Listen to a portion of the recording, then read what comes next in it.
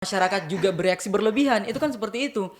Eh, kita lihat salah satu stasiun televisi, salah satu Banyak ya, kak, banyak kak. misalnya ya contohnya, salah satu stasiun televisi yang dulu heboh karena apa? Karena cara penyampaian beritanya yang pakai masker berlebihan kan, itu kan.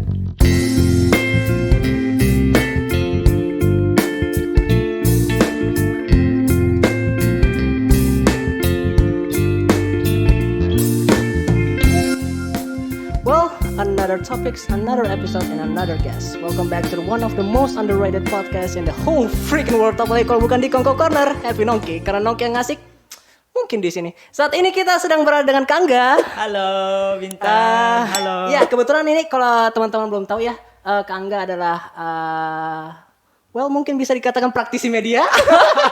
Ya, beliau juga ini saat ini sedang bekerja di iNews TV Makassar. Saat ini kita akan berbicara mengenai seputar bagaimana media membuat framing tentang corona dan juga apa sih yang perlu masyarakat perhatikan dalam bisa dikatakan situasi pandemik ini dalam menanggapi media. Nah, untuk pertanyaan pertama Kangga, sekarang kan banyak media yang mungkin semua media lah yang membuat semacam berita tentang virus corona. Apakah memang semua sudah 100% tepatkah atau memang ada hal-hal yang harus diperhatikan masyarakat lain tentang bagaimana apakah ini medianya benar-benar sudah jujur 100% kah atau bagaimanakah? Kalau menurut Kakak bagaimana? Kalau ditanya soal apakah sudah tepat semuanya, Iya. tentu pertanyaan itu harus sebenarnya dikembalikan ke diri kita. Betul, sebagai betul. konsumen, Ya. sebagai penonton, sebagai pendengar, sebagai pembaca, pertanyaan itu dikembalikan. Tentu pasti media punya framing tertentu Itu tuh. dalam membungkus suatu berita, apalagi situasinya seperti ini, situasi Betul. pandemik COVID-19 ini. Yeah. Sejak awal kan media itu kayak gimana ya? Seolah-olah Indonesia itu memang kayak tidak siap dengan COVID-19 ini. Pokoknya benar-benar darurat lah seperti itu. Sangat-sangat. Karena pertama sudah masuk di Indonesia. Betul. Terus pas masuk sudah bahkan bukan cuma media, bahkan pemerintah pun Ya. soal APD misalnya sangat kekurangan. Betul. Itu salah satu tanda doang sih, salah satu tanda Dan doang media ketidaksiapan. pun framingnya terkesan kayak benar-benar overreaksi begitu, kayak memang benar-benar darurat dan masyarakat terkesan panik sih. Bisa jadi karena begini, ini kan virus baru. Betul. Semua dipelajari, penelitian, pas diteliti semua profesor mungkin atau apalah di dunia kesehatan pasti akan meneliti dampaknya, apa yang bisa dilakukan, pencegahannya, obatnya dan lain sebagainya baru.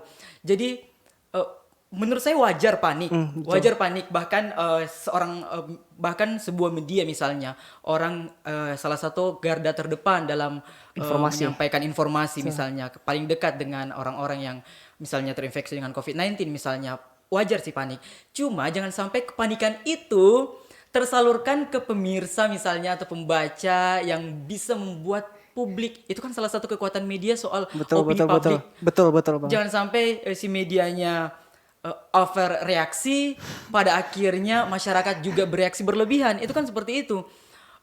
Kita lihat salah satu stasiun televisi, banyak kak. Misalnya ya contohnya, salah satu stasiun televisi yang dulu heboh karena apa? Karena cara penyampaian beritanya yang pakai masker berlebihan kan. Itu kan ada satu pesan yang disampaikan, oh ini betul-betul darurat. Iya memang darurat, cuma jangan juga sampai pada akhirnya menimbulkan reaksi yang membuat masyarakat panik seperti itu. Berarti mungkin kalau tanpa menyebut nama stasiun TV sih, TV itulah kita sebutkan TV 2. TV itu kita sebutkan TV itu dengan mereka menampakkan sesuatu visual seperti itu kepada khalayak luas, apakah itu sudah tergolong benarkah atau memang mungkin bisa dikatakan kan ini adalah sebuah industri lah. Media adalah sebuah industri di mana semakin banyak orang yang melihat semakin besar keuntungan yang datang. Dan dengan fenomena seperti itu apakah mungkin kalau bisa ditolak ukur etikanya lah, apakah itu sudah bisa disebutkan sudah baikkah? Karena terkesan kan masyarakat kan serasa panik begitu. Sebenarnya kalau hal seperti itu eh ini kan baru. Semua orang bingung. Bahkan ikatan jurnalis misalnya atau organisasi Wow. pers pun baru akhir-akhir ini bereaksi kan soal itu. Sebenarnya media itu salah satu fungsinya juga adalah fungsi mendidik pemirsanya. Jadi kalaupun misalnya menggunakan masker misalnya Betul. contohnya menggunakan masker ya menggunakan masker yang seadanya saja, jangan yang berlebihan sampai ya bisa membuat kepanikan yang seperti itu. Itu di satu sisi seperti itu. Oke, mungkin kalau misalnya soal mendramatisir karena dunia industri oh, sebenarnya kalau dari segi etika nggak boleh lah misal seperti itu. Betul. Tidak baik lah ditampakkan hal yang seperti itu. Cuma kembali lagi pada pemirsanya, apakah nyaman dengan hal tersebut? Kan pemirsa itu apa ya? Kalau misalnya tidak suka dengan informasinya, pindahkan saja Betul. channelnya atau nggak usah di-share beritanya seperti itu.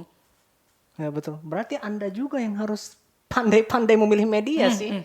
Iya. Dan juga begini Kak, sempat beberapa, mungkin bukan cuma saya sih, tapi banyak anak-anak muda yang lain berpikir tentang karena media terlalu overreact, apakah ada kemungkinan masyarakat jadi chaos begitu? Kan salah satu alasan kenapa mungkin bisa dikatakan barang-barang ludes kayak semacam APD, vitamin C pun yang kayak jeruk-jeruk pun buah-buahan Sangat langka. karena media memberitahukan bahwa memang vitamin C dapat membuat kayak semacam penangkal corona lah, meskipun tidak menangkal corona 100%, tapi karena media memberitahukan hal itu kepada masyarakat, kemudian terjadilah barang habis. Yang lainnya juga barang-barang, kalau tidak habis langkah lah. Apakah mungkin seharusnya media tidak harus memberitahukan 100% jujur kah atau bagaimana? Tidak sih sebenarnya, bukan seperti itu, Mas. Masalahnya adalah media memberikan edukasi kepada masyarakat. Oke. Yang harus dihadapi atau yang harus dilakukan pada saat misalnya COVID-19 adalah seperti ini, menggunakan masker dan lain sebagainya, perbanyak minum vitamin C misalnya. Nah, kembali lagi kepada masyarakatnya. Yeah. Janganlah kita egois sampai-sampai membuat. Saya pikirannya kembali ke masyarakatnya. Masyarakat yang harus pandai menangkap informasi kemudian bereaksi terhadap informasi tersebut. Itulah hebatnya informasi karena bisa membuat suatu tindakan kemudian membuat paradigma kita pada akhirnya kita bertindak, bersikap dan lain sebagainya. Nah, itu fungsi media sudah mendidik dengan memberikan penjelasan terkait virus corona misalnya atau COVID-19, gejalanya, kemudian yang harus dilakukan. Tetapi sekali lagi saya kembali ke masyarakatnya. Betul. Masyarakat juga harus pandai, kemudian harus tidak berpikir egois. Maksudnya egois itu seperti ini. Kalau misalnya iya kita pergi membeli vitamin C, jangan diborong juga kali, banyak orang yang mau. Ya betul. Seperti itu. Betul. Pergi beli masker jangan diborong juga kali, masih banyak orang mau. Oke. Ini aja sih sebenarnya. Kalau misalnya kita bereaksi berlebihan juga terhadap hal tersebut, pada akhirnya kita akan merugikan orang lain juga sebenarnya. Dengan misalnya menimbun masker, membeli banyak masker, pada akhirnya orang lain tidak mendapatkan masker. Seperti itu sih pikiran saya. Nah, sekarang mengenai kepanikan masyarakat, apakah jika seandainya terjadi kemungkinan bahwa semoga tidak ya, tetapi seandainya memang ada kemungkinan dan itu memang benar-benar terjadi di masa depan, seandainya memang benar-benar terjadi chaos, apakah kita bisa menyalahkan 100% ke media karena media lah yang benar-benar kayak dia adalah mungkin bisa kalau ibarat katanya sebagai stimulus lah, perangsang manusia untuk bertindak begitu. Karena informasi yang didapatkan kan sebagai primary informasi kan dari media tentunya. Entah itu online, konvensional dan media-media lainnya, bahkan media sosial pun.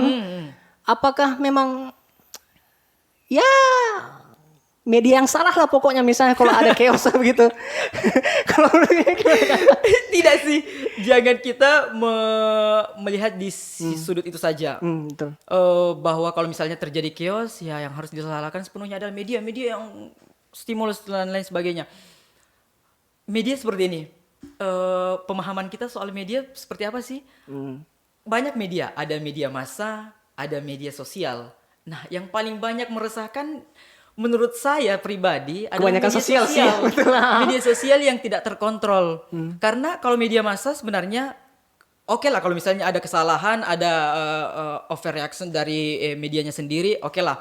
Masih ada misalnya alur atau undang-undang yang masih dilakukan, ada pagar-pagar tertentu Betul. yang masih dipegang teguh. Tentunya ada upaya tertentu juga, Betul. seorang jurnalis misalnya atau media bisa memberikan informasi kepada masyarakat. Kan Tapi jurnalis kan punya kayak SOP tersendiri betul, lah. ada kode etik jurnalis, ada undang-undang pers. Kalau di TV ada undang-undang penyiaran. Sementara netizen, Sementara di media sosial undang-undang ITE. Ya, betul. Undang-undang ITE. Meskipun itu undang-undang itu tidak mengcover semua sih, betul. Nah, itu tadi kalau misalnya kembali ke pertanyaannya, apakah kita bisa menyalahkan sepenuhnya? Tentu tidak. Tidak, karena banyak sudut pandang. Banyak hal yang bisa terjadi, bukan hanya soal pemberitaan media, soal masyarakatnya sendiri, apakah disiplin misalnya soal imbauan pemerintah, Betul, soal pemerintahnya apakah cepat menangani atau cepat tanggap dalam. Jadi bukan soal itu saja, soal misalnya kiosnya itu. Kita tidak boleh menyalahkan sepenuhnya. Oke nih, meskipun begitu sih Kak, saya berpikirnya begini, dengan kemungkinan seperti itu, yakni chaos, masyarakat panik, begini, apakah tidak apa-apakah? Apakah tidak apa-apa? Apakah tidak apa-apa? Apakah tidak apa-apa jika media memberitahukan tidak 100% benar? Bisa diulang pertanyaannya? Jika memang seperti begini, seandainya memang kita memberitahukan kejujuran kepada orang dan orang merasa bahwa, dan ada kemungkinan bahwa ketika kita memberitahukan kejujuran bahwa masyarakat panik, apakah tidak apa-apakah? Apakah tidak apa-apa jika media tidak 100% memberitahukan kejujurannya? Atau mungkin bisa dikatakan berbohong demi kebaikan. Apakah tidak apa-apa kalau media seperti itu? Begini, kalau soal itu bukan tidak apa-apa sih sebenarnya, tapi ada hal urgent yang misalnya difikirkan. Boleh sih sebenarnya, boleh. Boleh? Boleh sih sebenarnya seperti ini, selama itu tidak meresahkan, tidak membuat panik masyarakat. Kenapa tidak kita tahan dulu misalnya beritanya, atau kan media kan memframing, di framing sedikit, menarik. tapi itu demi kepentingan publik agar misalnya tidak chaos atau tidak menimbulkan keresahan di masyarakat. Kenapa tidak paradigma yang seperti itu difikirkan dulu? Maksud saya adalah kalau misalnya beritanya ini keluar akan chaos. Tapi kalau misalnya diulas sedikit, ada pandangan sedikit, atau ditahan-tahan dulu sedikit, itu kan bisa lebih, intinya adalah, pedomannya adalah untuk kepentingan umum. Betul. Seperti itu. Tapi sih kok TV-TV sekarang ya Kak, terkesan kayak tidak menahan begitu. Pokoknya all out sekarang. Ada informasi begini, sebarkan informasi ini, sebarkan lagi. Kira-kira Itu yang menjadi perdebatan kemarin. Betul, Kak, menjadi perdebatan kemarin yang disoroti media soal itunya kan, soal waktu Jokowi mengumumkan 2 pasien pertama positif COVID-19 di Indonesia kan, itu yang menjadi perdebatan antara media. Pokoknya besar sekali perdebatannya antara pakar komunikasi dan juga pemilik media. Tapi sekali lagi yang dikedepankan adalah ketika misalnya beritanya muncul, kita menerobos hal lain. Soal kemanusiaan, misalnya humanitas, seperti itu. Tergantung medianya, tergantung sikap medianya, tergantung toh pada akhirnya kepercayaan publik akan kembali ke medianya sendiri. Maksud saya adalah kalau misalnya medianya ini yang dilakukan, publik akan bilang, oh seperti ini sikapnya, mungkin saya tidak akan menjadikan lagi referensi seperti ini. Oh kan orang akan membaca pasti. Ini sikap media ini. Misalnya ada orang yang betul-betul dengan gamblangnya membuka data-data dan lain sebagainya pada akhirnya. Tapi pada dasarnya masuk akal juga alasannya. masuk akal juga alasannya, tapi ada yang dilabrak soal humanitas, soal psikologi pasien misalnya. Menurut saya berada di posisi orang yang oke, saya lebih baik tahan dulu karena ada soal humanitas, soal psikologis pasien seperti itu.